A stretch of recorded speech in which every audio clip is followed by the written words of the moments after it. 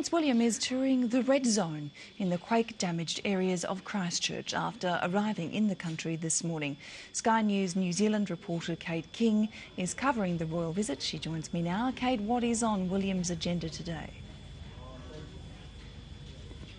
Good afternoon, Suzanne. Well, Prince William arrived here in Christchurch this morning and was greeted by a round of applause from Cantabrians waiting there to see him. I guess just a show of support that he's come this far to see their devastated city, and that's exactly what he will be doing. He went from there to the CBD, where I am at the moment, and he met at the art gallery, which of course has been the civil defence bunker throughout this tragic event. And there he talked to those search and rescue workers that have been involved in that operation for the past couple of weeks, as well as numerous authorities, including the Red Cross and just those civil defence workers that, of course, have just put in an amazing effort over the past few weeks. From there, he was taken into what's called the red zone. Now, that is part of the CBD which very few people have been able to see. That's where the most destruction is in the CBD. So he was being taken on a bus tour through there, which included seeing the Christchurch Cathedral, one of the more prominent pictures we've seen during this disaster, of course, the spear falling down from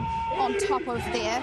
Then this afternoon he was flown to Greymouth and should have just arrived there about now, where he'll be meeting with the Greymouth Mayor and the Prime Minister before having a private family meeting with the families of those 29 miners who died at the Pike River explosion last year. So a very busy schedule for him today, and of course it will continue tomorrow, where he will go out to the eastern suburbs of Sumner. We know that it's one of the more devastated suburbs here in Christchurch. There's a lot of people out there who are still struggling with no sewer. Water is back on there, but of course everywhere in Christchurch here we're still being asked to boil water. But it's one of those areas where there's that very vulnerable cliff face, those boulders coming down onto the footpath and some houses in that area.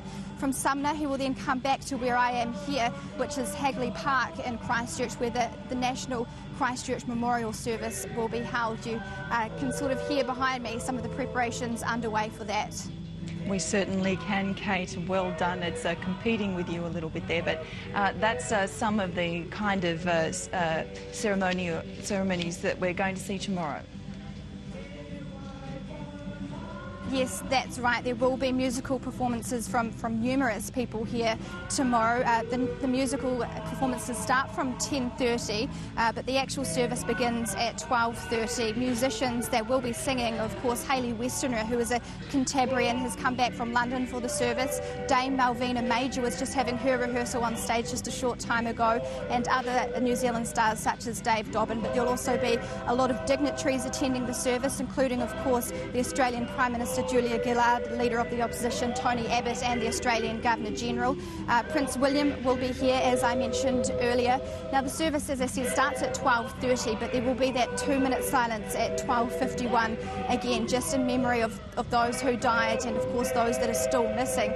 You might be able to see behind me the stage. Well, directly in front of that is where those family members of those victims will be sitting, and then of course there'll be tens and thousands of Cantabrians who will fill up the park around me watching that memorial service.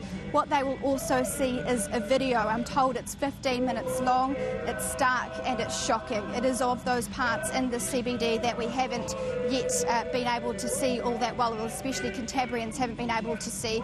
The Mayor was hoping to do a walkthrough tomorrow for those members in Canterbury that wanted to go into the CBD and see the destruction caused in there. This is a replacement. It was too unsafe to do that, so they've gone in, they've shot this video, and this is what people who come to this memorial service tomorrow will be able to see.